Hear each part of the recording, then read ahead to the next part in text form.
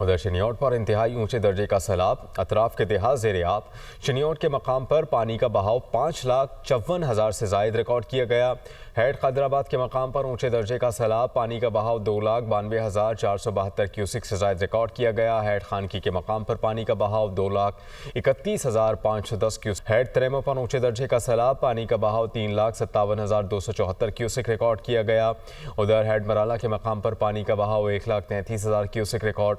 दरिया रावी में हेड सतनाई पर पानी के बहाव में कमी, पानी का बहाव 1 लाख से जायद रिकॉर्ड किया गया।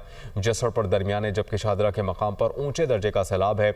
जसड़ के मकाम पर पानी का बहाव 78,300 क्यूसिक रिकॉर्ड किया गया। उधर शादरा के मकाम पर पानी का बहाव 1,07,800 से जायद क्यूसिक रिकॉर्ड किया गया। ओ शरीफ दरिया सतलुज में तुग़यानी के बायस पानी मजीद 20 रिहायशी बस्तियों में दाखिल। हज़ारों एकड़ रकबे पर खड़ी फसलें डूब गईं। खानेवाल में भी सैलाब से तबाही, दर्जनों देहात में पानी दाखिल। पिंडी भटिया में दरिया चनाब के सैलाबी रेलिंग की तबाहकारियाँ। सैलाबी पानी शहर के मगरबी हिस्से में दाखिल, मुतअद्दिद इलाके ज़ेरे आब आ गए।